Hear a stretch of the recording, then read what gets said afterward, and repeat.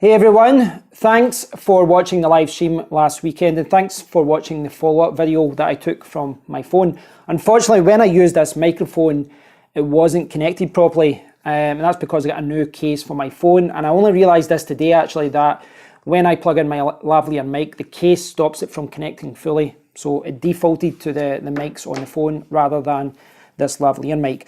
But in that video I was talking about a few different things about game streaming, and I have got the HDMI splitter, so I will do a video about this in a few days. I've also picked up a Fire Stick 4K. Now this has been out for a while, but I do want to give you my thoughts on it and just talk about the apps and things like that. So I'll do a video about that in a few days as well. What I want to talk about in this video though is the fact that I've signed up for another marathon. To be precise, I've signed up for the Manchester Marathon. Now I kind of touched upon running a couple of weeks ago. I did a video about basically a bandana. You get these bandanas and you get them for cycling, you get them for running and for yoga, and you can tie them around your neck. That's how I use it. I use it, you know, it helps me breathe because I've got asthma. When I'm running, I can breathe into it, it gives me kind of warm air. But cyclists use it, motorbike users use it. It's used in a lot of different ways. I actually picked up another one. This is from a different company. There's a lot of cheap ones out there, cheap bandanas, but this wasn't expensive. This was like £9. But you can get ones that are like £9 for 6 or 8 or 10. But yeah, this is another running accessory. So yeah, I signed up to the Manchester Marathon. Myself and my friend Scott did, and we signed up on Monday because the deadline was Tuesday. And we don't have a lot of time. We really don't have a lot of time. When we signed up, it was just around 8 weeks, but you know, as I record this just now, it's 7.5 weeks. It's Wednesday just now, and on Sunday it will be 7 weeks to the marathon. Now, really, when you're running a marathon, you need to do, I would say most people advise a 16-week schedule. You can do a 12-week schedule. I kind of started running a little bit at the end of December and start of January, and I really was just testing the waters to see how my knee held up, to see how my breathing was.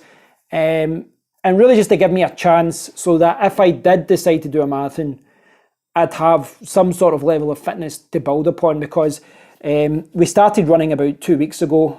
So really we've had, from start to finish, it'll be 10 weeks of training instead of 12 or 16. You know, like serious training as in running 4 times a week or 5 times a week. Before that I was running like once or twice a week. So we kind of left ourselves short, but thankfully, because I've done a little bit of running, and I mean, I do go to circuit classes and do things like that, so I do keep my general fitness up okay. So I've signed up. This isn't my first marathon. This is my 4th. 5 years ago, I did 3 marathons. My intention at the time was to do 4, but I was injured. I just couldn't do it, and the last one was sheer hell. Me and my friend Barry, at the time, we ran 3 marathons in 7 weeks. We ran the Manchester one first. So, you know, the Manchester one that I've signed up for in 7 weeks or 7.5 weeks. I know it, I know the route. I've ran the race, it's pretty flat, it's a good one to run. Following that, you know, 5 years ago, we did the Manchester Marathon. 4 weeks later, we did the Belfast one. And 3 weeks later, we did the Edinburgh one. And my best time was the Belfast one at 4:07. Now, I was disappointed with all my times. I think I got 4:15 for Manchester, 4:07 for Belfast.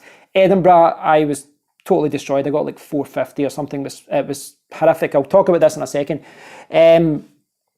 But yeah, I was kind of disappointed with all the times. Now, of course, you really should have a bit more realistic expectations if you're running 3 marathons, because your legs don't recover from, you know, from the first one to the next one. Certainly mine didn't. When I ran the Manchester one, I had cellulitis, but the biggest, cellulitis is like I don't even know how to explain it. It's like an infection. Basically, I had an infection in my foot, so I had a fever. But the biggest problem was my piriformis muscle. So basically, I've got a problem with my ass. That's, you know, one way to put it. Essentially, this is a common running problem, and I developed this 5 years ago whilst training for the marathons. And it's common in people like myself, and I mean people like myself as in people who sit down a lot. It is a problem that people who exercise but also sit down a lot. So if you drive a lot, it can cause a problem with it. If you sit down a lot, and effectively you're shortening the muscle.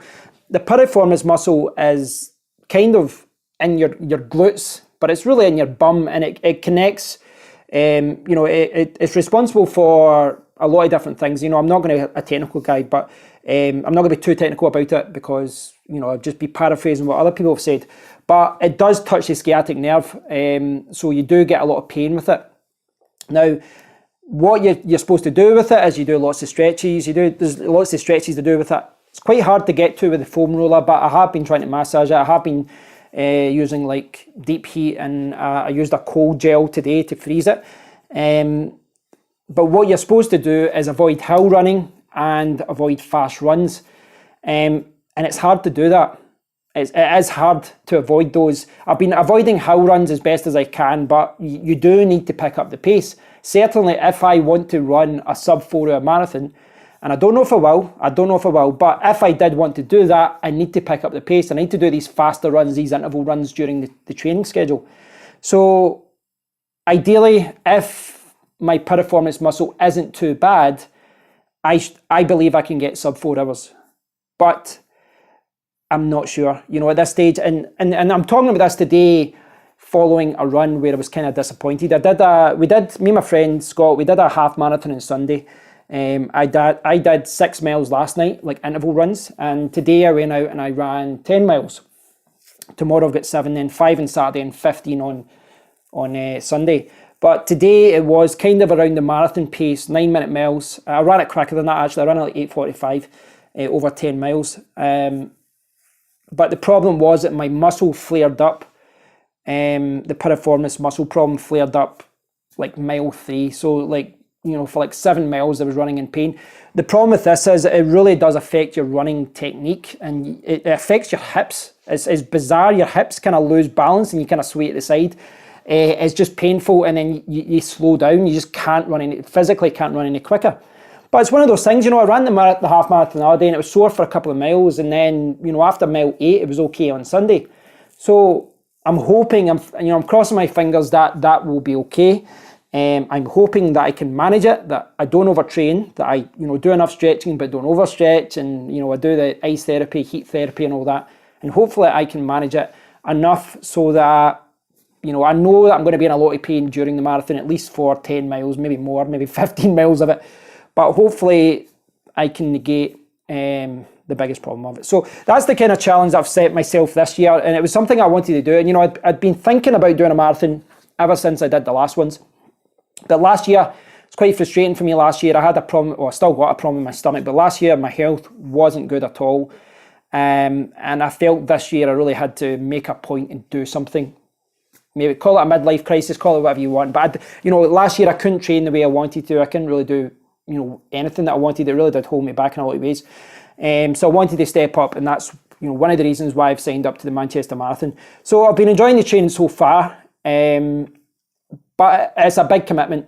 And anyone who's signed up for a half marathon or a full marathon, I think they'll know that it is a big commitment for time. And I've still been doing circuit classes in the morning, and the odd boxing class and things. And I've got 2 YouTube channels, and I've got articles to write, a websites to maintain and things. So I'm just totally swamped. But it is a big commitment. Last night I ran in the dark in the pissing rain for 6 miles. Really bad rain where I was soaked to the bone. We've ran in the dark. Last week I was running in the snow. I was running in the snow and ice the week before. And it's quite difficult with the weather because obviously, it's not ideal to run when there's snow or ice there. But you need to put the miles in. I really don't like running on treadmills. I really don't. Anything more than like a mile or 2 on the treadmill, I hate it. I just don't like the way that you run on it, and I just find it boring.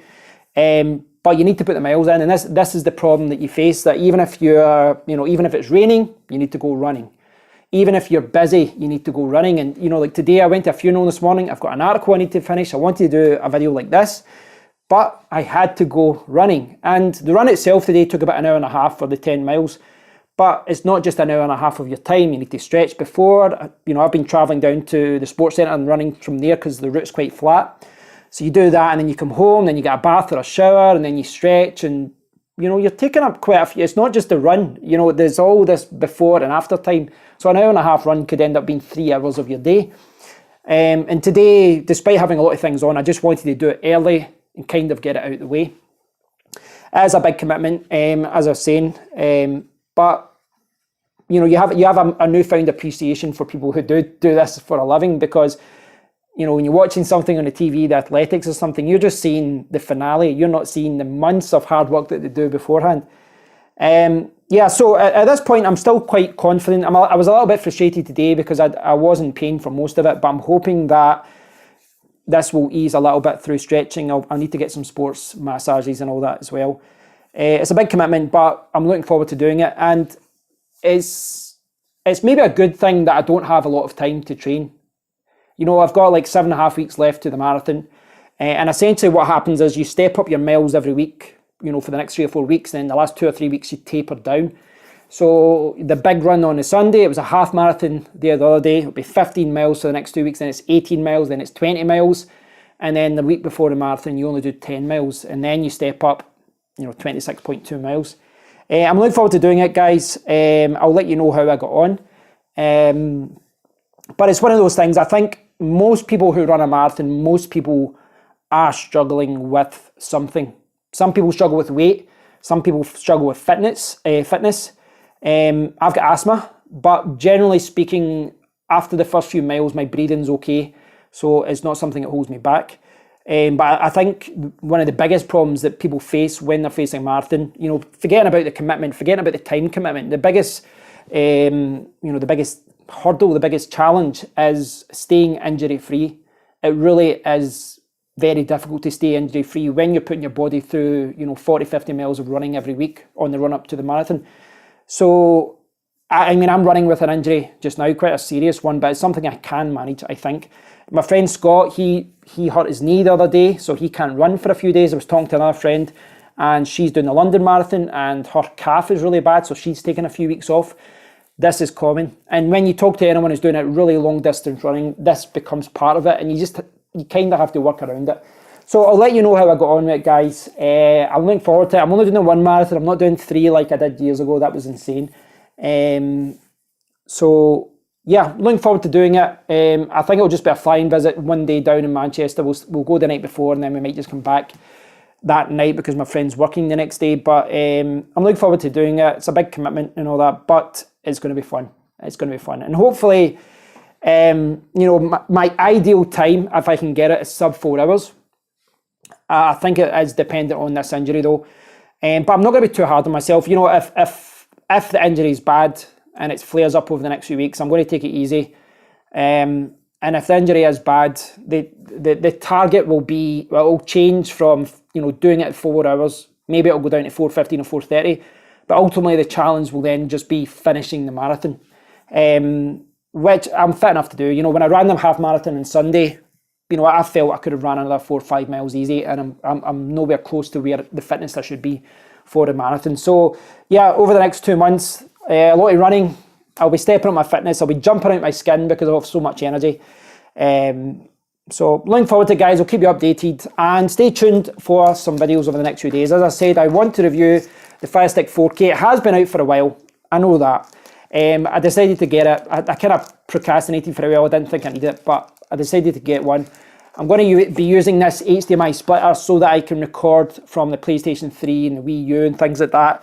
Fingers crossed this works, because I have seen a lot of reviews and a lot of people saying, oh, this one didn't work, that one didn't work. It's hard to know which one is going to work. So I took a chance and just bought one. So fingers crossed that works, and I'll do some videos for that. And then I'll do some live streams. Once I've got all that set up, I can do some live streams, and we can do some gaming, and, you know, hopefully I can get to know you guys. Thanks for watching, guys. I do appreciate you guys watching the channel, following me, subscribing, leaving comments and all that. I'll keep you guys updated. I know you know, when I started this channel, my plan was to do more kind of fitness stuff, you know, from time to time. It's not, you know, kind of worked out that way. It's more tech. But I will, you know, occasionally talk about fitness and, you know, that kind of thing, give you my thoughts on that.